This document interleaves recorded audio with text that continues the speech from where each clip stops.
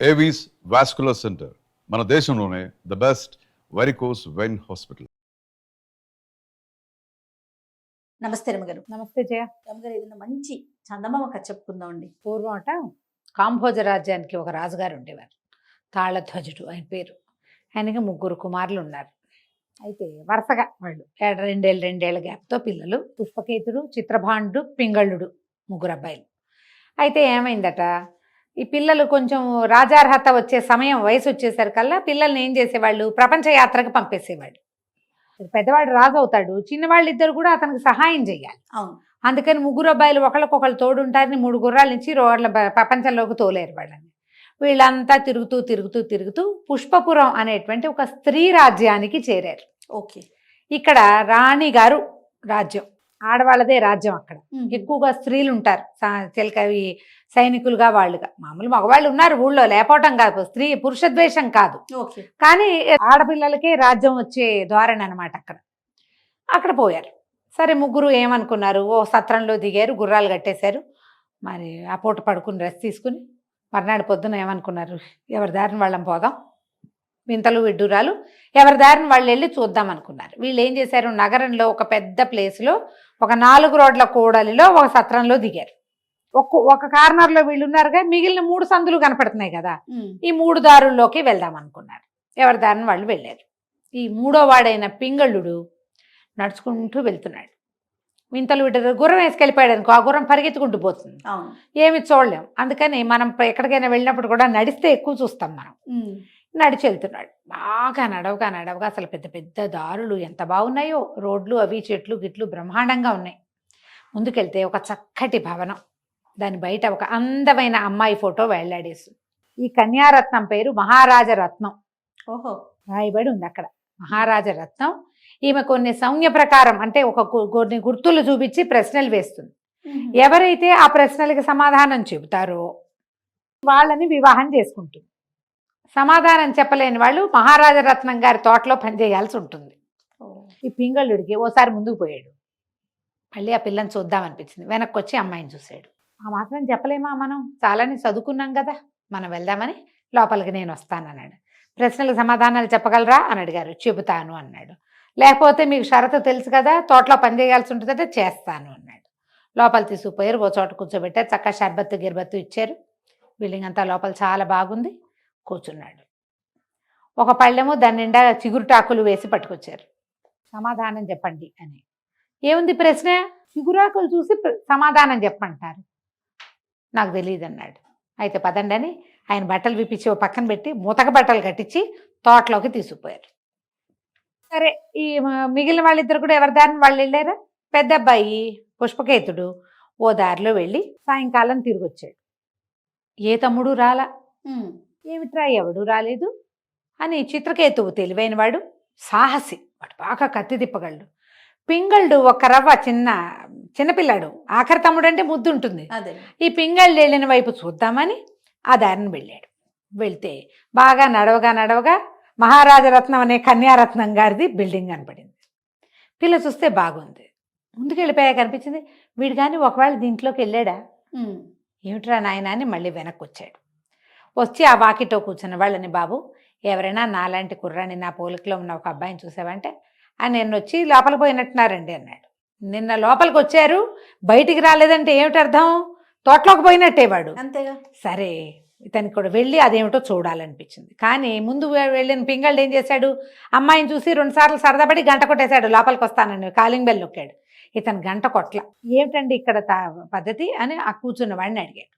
కూర్చున్నవాడు అన్నాడు, కొన్ని ప్రశ్నలు వేస్తారండి సౌమ్యాల ప్రకారం, అంటే ఏవో గుర్తులు చూపిస్తారు, దాన్ని బట్టి మీరు సమాధానం చెబితే పెళ్ళి, లేకపోతే తోట. సరేనని ఇతను ఏం చేశాడు, ఆ పుష్పపురంలోనే ఎవరైనా విద్వాంసులు ఉన్నారా అని కనుక్కున్నాడు. ముందు వెళ్తే ఒక ఆయన, అద్భుతమైన విద్వాంసుడు ఒక ఆయన ఉన్నాడు. వాళ్ళ ఇంటికి పోయాడు. ఆయనకి దండాలు పెట్టి, ఏమంటే మీ దగ్గర ఏమైనా గ్రంథాలు ఉన్నాయా, మీ ప్రాంతంలో గొప్ప గ్రంథాలు ఏమిటో తెలుసుకోవాలని వచ్చానండి అన్నాడు. ఆయన దానికే, నాయనా రారా, ఎవరైనా అసలు పుస్తకాల కోసం అడిగేవాళ్ళు ఉన్నారా ఈ కాలంలోనూ, రా నాయనా అని లోపల తీసుకుపోయాడు. తీసుకెళ్తే బోల్డన్ని గ్రంథాలు పెట్టున్నాయి. ఈ కుర్రాడు, ఈ పుష్పకేతుడు ఒక్క పుస్తకం తాళపత్రాలన్నీ తిరిగేశాడు. ఇంచుమించు అన్నీ అతనికి తెలుసు. ఒక కొత్త పుస్తకం ఉంది అక్కడ. అదేమిటి, ఒక మహావీరుడు అనేటువంటి ఒక జైన క్షపణకుడు రాసిన పుస్తకం. అది సంజ్ఞా ప్రకరణం, దాని పేరు. సైగల భాషని తెలుసుకోవటం. ఈ అబ్బాయి ఆ పుస్తకం ఆశాంతంగా చదువుకున్నాడు కూర్చొని 2-3 గంటల పాటు. తర్వాత వెళ్ళొస్తానండి అని దండం పెట్టి వెళ్ళిపోయాడు. ఓకే. సత్రానికి వెళ్ళి అన్నం తిని ఇక చిత్రభానుడి సంగతి వదిలిపెట్టేశాడు. ఏమైతే అది అయ్యాడు తమ్ముడు. ముందు ఈ పింగళుడు సంగతే చూడాలి. ఈ మహారాజరత్నం దగ్గరికి పోయాడు. కనపడిందిగా బిల్డింగ్, అక్కడికి వెళ్ళి గంట కొట్టాడు. ఆ లోపల నుంచి ఒక 4-5 చిరకత్తలు వచ్చారు. ఏమండి బాగా అన్ని బోర్డు అన్నీ చూసారా అన్నారు. అన్నీ చూశాను, నాకు సమాధానం చెప్తానన్నాడు. ఈయన లోపల తీసుకుపోయారు. ఒక పెద్ద హాల్లో కూర్చోబెట్టారు. మరి మంచినీళ్ళు తెచ్చారు, పానీయాలు తెచ్చారు. ఈయన చూసి బాగున్నాడు అనుకున్నారు. సరే ఏం చేశారు, ప్రశ్నలకు సమాధానం చెప్పడానికి సిద్ధంగా ఉన్నారా? సిద్ధమేనన్నాడు. లోపల నుంచి ఒక పళ్ళెం పుచ్చుకొచ్చారు. దాని నిండా చిగురుటాకులు ఉన్నాయి. ఈ చిగురాకులు చూశాక ఇతను గుర్తొచ్చింది, ఆ పుస్తకంలో ఏముంది, ఈ చిగురాకును చూపిస్తే నీ కులం ఏమిటి అని అడుగుతున్నట్టు జ్ఞాపకం వచ్చింది ఆ వాక్యం అతనికి. నేను క్షత్రియుల అబ్బాయిని, క్షత్రియ కులం మాది అని చెప్పాడు. లోపల నుంచి చప్పట్లు వినపడ్డాయి. అంటే కరెక్ట్ అనమాట. వీళ్ళు కాగితాలు ఈ చిగురుటాకులు చేత్తో పుచ్చుకుపోయారు. ఇక ఒక్కో వస్తువు వస్తోంది. ఈ అబ్బాయి ఆ పుస్తకంలో గుర్తు చేసుకుని 10 ప్రశ్నలు 9 ప్రశ్నలకో సమాధానాలు చెప్పేశారు. లోపల నుంచి చప్పట్లు వస్తూనే ఉన్నాయి. ఇవి వచ్చిన అమ్మాయిలు కిలకిల్లాడుతూ సరదాగా వస్తున్నారు. ప్రశ్నలు అయిపోయినాయండి, రండి మిమ్మల్ని మా అమ్మగారు చూస్తానంటున్నారండి. లేవ తీసుకుని తీసుకుపోయారు. బయట హాలే సూపర్ అద్భుతంగా ఉంది, లోపల ఇంకా పరమాద్భుతంగా ఉంది. నడవగా ఇతనికి అనిపించింది, తను సందులో ఏ మార్గంలో అయితే తను ఒక సందులో చూశాడు కదా ఈ బిల్డింగ్, తను లోపలికి వెళ్తున్నది అది కాదు, ఇదేదో రాజాంతఃపురంలోకి వెళ్తున్నానని తోచింది అతనికి. అంటే ఈ బయట కనబడే సాధారణ భవనంలో, అదే చక్కటి భవనంలోంచి ఒక మహా చక్కటి అంతఃపురంలోకి దారి వెళ్తోందనమాట. నడిచి వెళ్తే అంతఃపురంలో ఒక ప్రత్యేకమైన పరదాలు అవి ఉంటాయి, అవన్నీ కనపడుతుంది.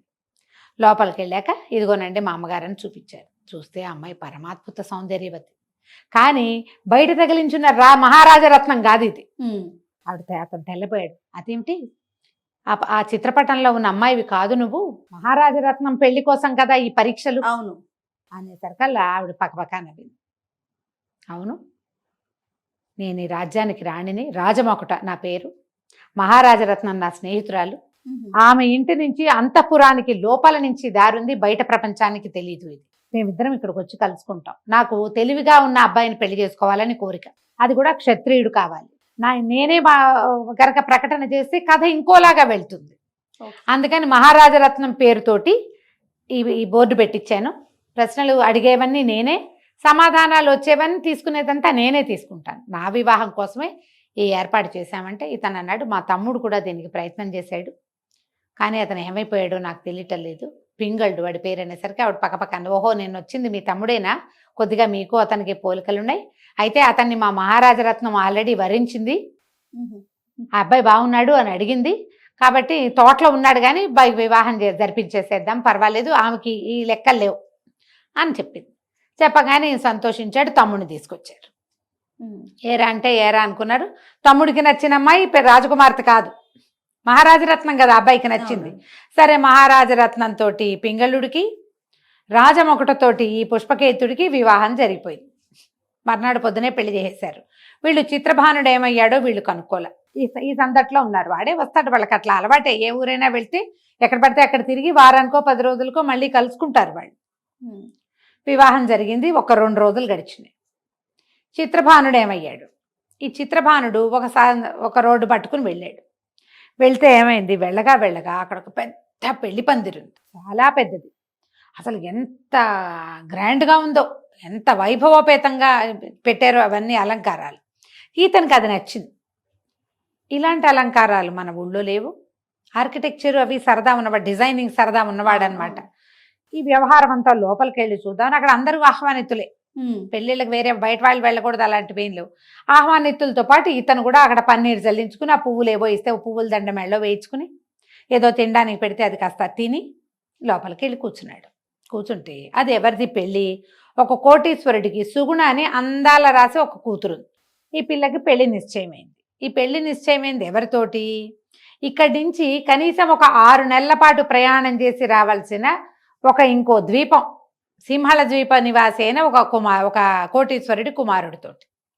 వాళ్ళు వచ్చి మాట్లాడుకుని పెళ్లి కుదిర్చారు. పాతకాలంలో ఎట్లా చేసేవాళ్ళు, పెళ్లి వాళ్ళు వచ్చేవాళ్ళు కాదు, వాళ్ళ తరఫు నుంచి కొంతమంది వచ్చేవాళ్ళు. మనం ఎన్ని కథల్లో చూసాం. అవును, అవునండి. వచ్చి ఈ పిల్లని చూసి గుణగణాలు అన్నీ చూసి వీళ్ళ ఆస్తి పాస్తి చూసి ఫలానా వాళ్ళ అబ్బాయి ఉన్నాడంటే అని వాడి వివరాలు ఫోటోలు గిటోలు ఇచ్చి అలాగే నమ్మి పెళ్ళిళ్ళు చేసుకునేవాళ్ళు. ఓకే అనుకున్నారు, పెళ్లి సరే అనుకున్నారు. సరే అనుకున్నాక ఏమైంది, వాళ్ళు ఏం చేశారు, ఉత్తరం ఎలా రాశారు, మేము మా ప్రాంతం నుంచి బయలుదేరి రావడానికి మొత్తం మీద మాకు ఒక 4-5 నెలల సమయం పడుతుంది కాబట్టి 6 నెలల తర్వాత ముహూర్తం పెట్టించండి, ఫలానా ముహూర్తం అని రాశారు. వీళ్ళు ముహూర్తం పెట్టించుకున్నారు. సుముహూర్తం సమీపించింది. ఆ పెళ్లి వాళ్ళు రావాలి. వాళ్ళు ఇకనో ఇప్పుడో వస్తారని చూస్తున్నారు. వాళ్ళు రాలేదు. ఈ పెళ్లి సందడంతా అవుతోంది. పెళ్లికి ఏమిటి, ఆ రోజు పెళ్ళి అంటే అప్పుడే కాదు కదా, ఒక 5 రోజులు 4 రోజుల ముందు హడావిడిలు చేస్తారు. మండపాలు వేస్తారు, అందరూ వచ్చి తింటూ ఉంటారు, పిల్లలు పెళ్లి కూతురుని చేయటము అవి ఇవి రకరకాలు నడుస్తున్నాయి. అన్నీ నడుస్తున్నాయి. వస్తారని చూస్తున్నారు, ఎప్పటికీ పెళ్లి వాళ్ళు రారు. ముహూర్తం కూడా సమీపించింది, ఒక పూటలోకి వచ్చేసి ఇంతలో వార్త వచ్చింది. ఏమిటి, అక్కడి నుంచి వస్తున్నటువంటి నవకోటి నారాయణ గారు మహాకోటీశ్వరుడైన పెద్ద మనిషి వాళ్ళ పడవలు పగిలిపోయినాయి, వాళ్ళంతా జలంలో పడిపోయారు, పెళ్లి కుమారుడు గల్లంతే అని వచ్చింది వార్త. ఈయన లబోదిబోమన్నాడు. ఏం చేయాలి, 6 నెలల నుంచి పిల్ల పెళ్ళని ప్రచారం జరిగింది పుష్పపురంలో. అయిందా, 5 రోజుల నుంచి పెళ్లి ఏర్పాట్లు చేశారు. 5 రోజుల నుంచి ఊళ్ళో ఉన్న జనమంతా ఇక్కడే పడి తింటున్నారు. ఇకనో ఇప్పుడు పెళ్లి కొడుకు వస్తాడనగా వాళ్ళు అసలు రావట్లేదని, అసలు రారని అయ్యేసరికల్లా ఇప్పుడు పిల్ల మాట ఏమిటి, ఇప్పుడు ఇంత ప్రయత్నం చేశాం కదా. ఆయన చాలా దిగులు పడిపోయి అటు ఇటు చూసి ఈ మండపంలో గైరుగా కనపడుతున్న 5-6 మగపిల్లల వైపు చూడడం మొదలుపెట్టాడు. స్నేహితుడు వచ్చి సలహా ఏమిచ్చాడు, ముహూర్తం దాటిపోతుంది, అమ్మాయి పెళ్లికి సరైన ముహూర్తం ఇది, మనం ఆలోచించద్దు, ఎవరో ఒక అనురూపమైన కుర్రవాణ్ణి చూసి పెళ్లి చేసేద్దాం, మన ఆస్తులు మనకి ఎట్టాగా ఉన్నాయి కదా, అంతే చాలు, వాళ్ళు రాకపోతే పోయారు అని ఒకళ్ళిద్దరు సలహా చెప్పారు. ఈయన ఈ మండపంలో అటు ఇటు చూస్తుంటే చక్కగా రాజోచితమైన బట్టలు వేసుకుని మెళ్ళలో పువ్వుల దండ వేసుకుని పన్నీరు ఇచ్చిన అది ఒక చిన్నది ఇచ్చారు, కర్పూరం వాసన చూస్తున్న ఈ చిత్రభానుడు కనపడ్డాడు. ఈ అబ్బాయి ఎవరు, కొత్తగా ఉన్నాడు, ఎవరు ఏమిటని కనుక్కున్నారు. కనుక్కుంటే ఈయన పై ఊరు నుంచి వచ్చిన క్షత్రియ కుమారుడని, ఓ రాజకుమారుడు. ఈయన గబగబా వచ్చి, బాబు మా అమ్మాయిని పెళ్లి చేసుకుని మాట దక్కించు, పెళ్లి ముహూర్తం దాటిపోతే పిల్లకి ఇంకా పెళ్లి కాదు, ఏదైనా చెడ్డ పేరు, ఈ అమ్మాయితో పెళ్లి కుదిరాక ఆయన పోయాడని వస్తే మా పిల్ల బతుకు అన్యాయం అయిపోతుంది, నా మొత్తం ఆస్తి నీకు దఖలుపరుస్తాను నాయన అని బతిమలాడాడు. బతిమలాడితే తనకి ఏం చేయాలో తెలియదు. అన్న తమ్ముడు ఇద్దరు వచ్చారా, వాళ్ళిద్దరు ఎక్కడున్నారో వీడికి తెలియదు. వీడు 2 రోజుల నుంచి పెళ్లి హడావిడిలోనే ఉన్నాడు. పెళ్లి చేసుకుందామా వద్దా అని తన తండ్రి ఇలా చేసుకోవద్దని అలాంటివి ఏం బోధించలే, సరేని అనుకున్నాడు. ఆ పక్కన ఉన్న వాళ్ళ అమ్మాయి మహాసౌందర్యవతి, బాబు నువ్వేం ఆలోచించుకు, వీళ్ళకు కోట్ల కొద్దీ ఆస్తుంది అని తానా తందానా ఉంటారుగా, అందరూ చెప్పంగానే సరే చిత్రభానుడు ఓకే అన్నాడు. అంటమేమిటి, వెంటనే ఈ అబ్బాయిని తీసుకెళ్ళిపోయారు, గబగబా మంగళ స్నానాలు చేయించేశారు, చటుక్కున పీటల మీద ప్రవేశపెట్టారు. అమ్మాయి వచ్చేసింది సుగుణమణి, పెద్దగా రాండోళ్ళు మోగినే పెళ్ళైపోయింది. ఈ పూట పెళ్ళయింది. మరి సాయంకాలం పునఃసంధానం అయింది. తెల్లవారి కాస్త పలహారాలు అవి చేసి వాకిట్లో కూర్చుంటే పెద్దగా శబ్దాలు అవి అవుతున్నాయి, ఎవరో వస్తున్నారు. తీరా చూస్తే నిన్న తప్పిపోయిన పెళ్లి వాళ్ళు ఇవాళ వచ్చేసారు. రాగానే వీళ్ళు కంతపోయారు, పెళ్ళైపోయిందిగా అన్నారు. అనగానే అవతలవాడు నవకోటి నారాయణ చాలా గట్టివాడు, ఆయన ఊరికే పేరు ఆ మాట చెప్తుంటే కోటీశ్వరుడు అనమాట. ఆయన తిరగబడిపోయాడు. మా పిల్లాడికి నిశ్చయించిన పిల్లని నువ్వు వేరే వాళ్ళకి ఎట్టా ఇస్తావు, పైగా చచ్చిపోయామన్న వార్త ఏంటి, పడవలు పగిలినాయి. అవును, మేమేం చేసాం, మా పడవల్లో ఉన్నటువంటి బోళ్ళంత డబ్బు, దశకం, బంగారం, గింగారం, బరువైన వస్తువులు అన్ని నీళ్ళలో బారేసి ఆ పగిలిపోయిన చోట అంతా రిపేర్ చేసుకుని నిన్న మొన్న 3 రోజుల క్రితం రావాల్సిన వాళ్ళం ఇవాళ వచ్చాం. మేము వచ్చాం కదా, మా కోడల్ని మాకు ఇవ్వమంటాడు. నిన్న పొద్దున పెళ్ళై రాత్రి పునఃసంధానం కూడా అయిపోయిన పిల్లని ఎటా ఇస్తారు వీళ్ళకి ఆయన అడుగుతున్నాడు. సమాధానం చెప్పు. మరి ఇంత 6 నెలల నుంచి ప్రయాణం చేసి వచ్చాం, సముద్ర ప్రయాణం, మా ఖర్చులు ఏమైనా సరే అనేసరికల్లా కాదన్నారు, కూడదన్నారు. ఇంత లోపల నుంచి ఈ చిత్రభానుడు బయటకు వచ్చేసరికల్లా ఏమిటంటే ఈ పెళ్లి వాళ్ళు వచ్చారు, వాళ్ళు గొడవ చేస్తారంటే ఎవడు గొడవ చేసేది రండి చూస్తానన్నాడు. వాళ్ళు కూడా ఊరుకోలే, పోట్లాటకి దిగారు. దిగితే ఈ చిత్రభానుడు ఒక్కడే కత్తి పట్టి వాళ్ళు మొత్తం మీద ఒక 1200 మందో 1400 మందో వస్తే అందరినీ చావచిత కొట్టు వదిలిపెట్టాడు వాడు. ఎందుకంటే కత్తి వీరుడు, ముందు వాళ్ళ అన్నయ్య కూడా చెప్పాడు అదే మాట. ఇది అంతా కొట్టేసేసరికల్లా ఇప్పుడు ఏం చేయాలి, వాళ్ళు ఊరుకోలే. ఇంత గొడవ అయితే బతుకు జీవుడాన్ని పారిపోయారు. కానీ ఊళ్ళో ఇంకో చోట దిగి రాజస్థానానికి వెళ్ళారు. మాకు కుదిర్చిన పిల్లని 6 నెలల నుంచి ఫలానా ఈ పుష్పపురంలో ఉన్నటువంటి మహాకోటీశ్వరుడి కూతురు సుగుణమణి అనే సౌందర్యవతితోటి వివాహమని మేము మా ఊళ్ళో చెప్పుకున్నాం. ఇప్పుడు ఏమని వెనక్కి తిరిగి వెళ్ళాలి? అక్కడ నా పరువు మర్యాద అంతా గంగలో కలుస్తుందా? ఉమ్. ఇక్కడికి వస్తే మేము దేవమొహాలు వేసుకుని బకెట్ నుంచున్నాం. పెళ్లి కొడుకు అన్నవాడు ఎవడో కత్తి తిప్పి వత్తివీరుడు వాడొచ్చి మా మీద పడ్డాడు. మాకు సమాధానం కావాలి. ఈవిడికి ఏం చేయాలో తెలియలే. రాణికి, రాజమకుటకి. వాళ్ళ పాయింట్ కరెక్టే, వీళ్ళ పాయింట్ కరెక్టే. ఈయనేమంటాడు, ఈ ఊళ్ళో ఉన్న కోటేశ్వరుడు సుగుణమణి తండ్రి 5 రోజుల నుంచి పెళ్లి ఏర్పాట్లైనా ఊరంతా తిన్నారు, సుముహూర్తం దాటిపోతోంది. ముహూర్తం దాటిపోయి పెళ్లి తప్పిపోతే పిల్లకి చెడ్డ పేరు వచ్చేస్తుంది.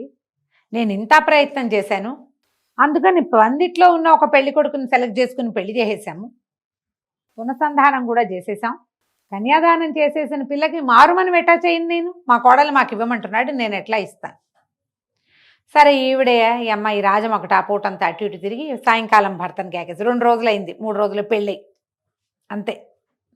అతను పిలిచి దీని సంగతి చూడండి, ఇది ఎట్లా చేయాలో తెలియటం లేదు అనేసరికల్లా ఆయన ఏమన్నాడు, అతను అన్నాడు, పై ఊరు నుంచి వచ్చిన వాళ్ళని సపోర్ట్ చేయాలి, వాళ్ళు విదేశీయులు, మన దేశానికి వచ్చినప్పుడు మనం సహాయం చేయాలి కదా. అంటే ఆయన ఏమన్నాడు, వచ్చిన కోటీశ్వరుడు, ఆ కుర్రాడు పీచమని చాలు, నాకు అదే నా కోరిక అన్నాడు. అనగానే సరే పద మేమే వస్తామని అన్న తమ్ముడు ఇద్దరు చెరో కత్తి పుచ్చుకుని 50 మంది సైన్యాన్ని వేసుకుని ఆ పెళ్లి వాళ్ళ ఇంటికి వెళ్ళారు. నిన్న యుద్ధం చేసిన వాడెవడు, ఈ కొత్తగా వచ్చిన కోటీశ్వరుడితో వాడిని పిలవండి అన్నారు. పిలవండి అంటే లోపల నుంచి కత్తి సవరించుకుంటూ చిత్రభానుడు బయటకు వచ్చాడు. చూడంగానే పింగళ్ళు కేకేసాడు, అన్నయ్య చిన్ననే వేస్తున్నాడు. తీరా చూస్తే ఏముంది, అన్నదమ్ములు 3 ఎదురుపడ్డారు.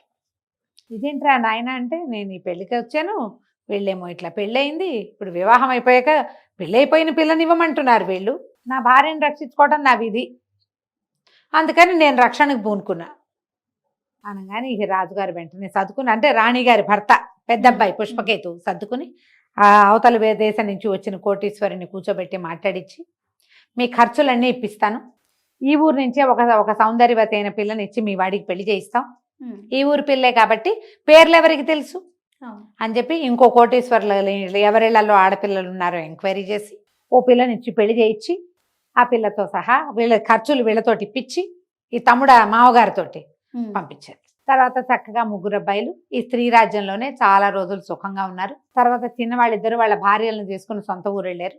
పెద్ద ఆయన మాత్రం ఇక్కడ రాజుగా ఉన్నాడు కథ కంచికి మన ఇంటికి. బాగుంది రమ్మగారు. నమస్తే అండి. నమస్తే.